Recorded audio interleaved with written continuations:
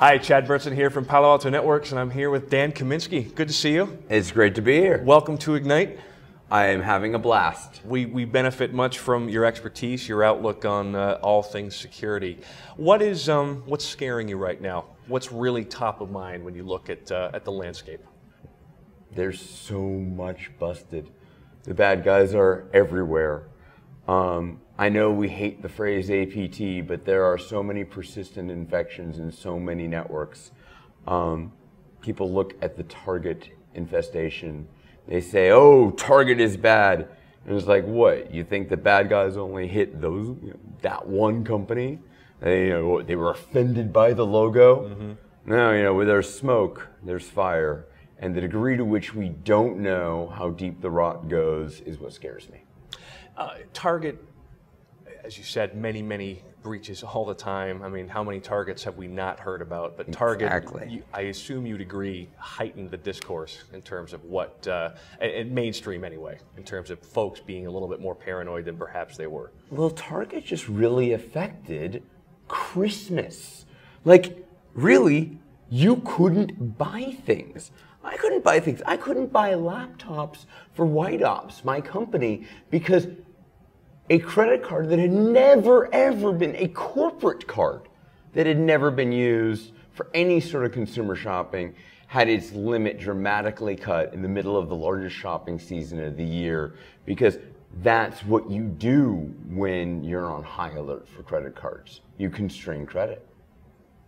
When you look at how many businesses are being proactive, and you brought this up in your keynote, talking about fighting back, not only understanding the threats and freaking out, but actually taking it to the bad guys. Where are we in terms of how we're able to do that?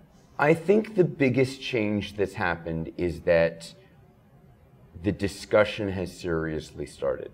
We are not going to keep doing security today like we've been doing it for the last 5 or 10 years. We are going to adapt. We are going to try new things. We're going to measure the effectiveness.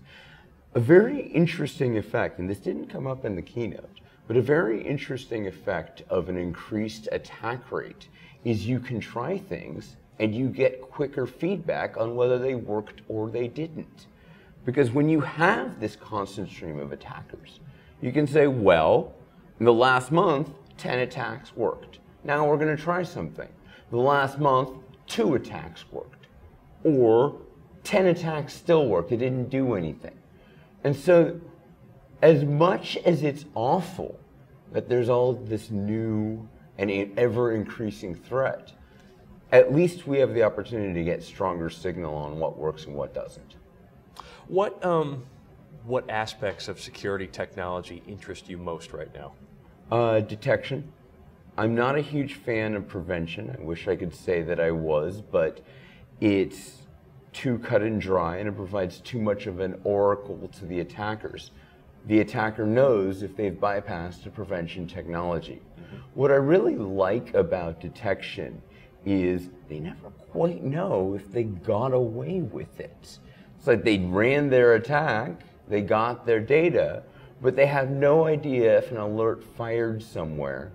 And if everything that they've done and everything that they've built and all of their persistent little bugs are going to get wiped out one day. And not just at the target network they were looking at, but across the entire field of corporate customers. I think that we are going to enter an era of dramatically increased information sharing because, as I said in the keynote, we're all in this together. And what do you think is lacking in detection techniques at the moment? Interesting question. There are 2 areas that we focus on in detection. Mm-hmm. There's, am I being attacked, and did the attack work? And those are the obvious places to look. But it's not instantaneous between somebody trying to break in, and by the way, the amount of false positives, lots of people are trying to break in, that's not enough. Then there's, did the attack work? Well, at that point, you've already lost the money. Zane Lackey, former head of security over at Etsy, and is now has a startup called Signal Sciences, has been pushing something called deep detection. You basically say, look, there's all of these intermediate states between somebody has found a problem and somebody's actually broken in. Detect there, because the false positive rate is very low and the information value is incredibly high. You know someone who's gotten 25% of the way there, 50% of the way there, 75% of the way there. If you start detecting all these intermediate modes, you really get high value, actionable data. I don't think we're doing much of that now. And I'm watching Zane with his new startup really push this, and I'm very excited. Good to hear. Good to hear. Tell me about White Ops and what you're working on right now. White Ops has been the most interesting project that I've ever been part of. White Ops basically finds bots with JavaScript. It turns out that huge amounts of malicious behavior is associated with a computer that doesn't actually have somebody behind the keyboard. Bad guy attacks you from Shanghai. I don't care how clever his exploit is. He's still in Shanghai. He is not teleporting behind the keyboard. And so what we found is that if you look for this remote control, if you look for the bad guy who's still far away but is controlling this machine, when you search for that, there's only so many tricks you can do. And they're so detectable, you don't even need native code on the client. You can do it in JavaScript. And so we built this for the financial industry. It was kind of a challenge to us to see if we could do it. Some friends of mine said, hey, Dan, you do a lot of stuff with browsers. Can you deal with this whole like man in the browser Zeus thing? And I'm like, it's hard enough to get a browser to work at all. To get it to work inside of a bot, they probably screwed it up. And in fact, they screwed it up.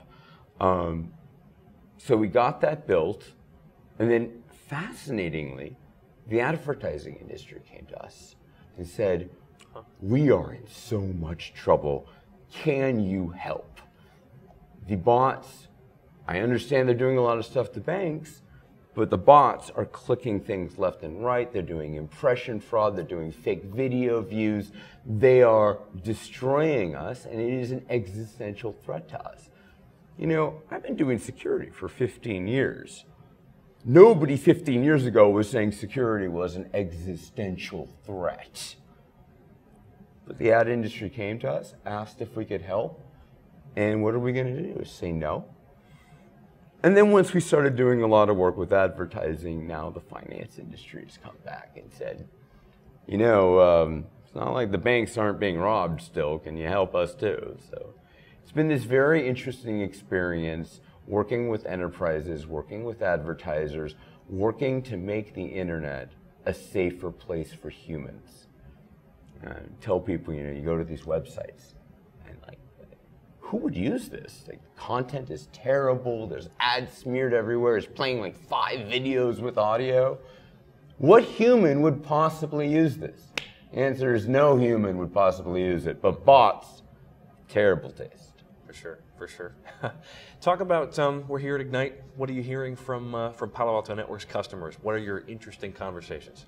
Well, as I've been kind of telling people, this is one of the more interesting conferences that I've gone to. I've been speaking professionally for a long time. I've done a lot of corporate events. I've done a lot of technical events. They're not usually the same event. So I've been very impressed with the caliber of technical talent that I've seen Palo Alto bring to bear out here in Vegas. A lot of the conversations that we've been having with people have come down to they want to know a lot about our bot technology. Mm-hmm. They really don't want to push an inline device. They don't want to put code on their servers. Mm-hmm. They really don't want to try to get their customers to install endpoint stuff. And I want to be clear, the things they don't want to do are all highly technical things that they're saying. They're not asking questions about what's easy or hard. They're saying, I've been through war, and I want to know what you can do to stop this problem that isn't going to require me to attend 1,000 meetings. And what we tell them is we're a line of JavaScript. They're like, that's it? And we're like, that's it. There you go.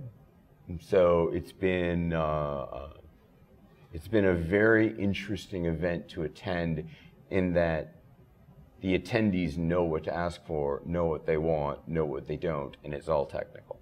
Good to hear, good to hear. Well, Dan, thank you for your support of Palo Alto Networks, and we'll look forward to hearing more from White Ops, and much appreciated. Oh yeah, it's a blast. Thank you so much.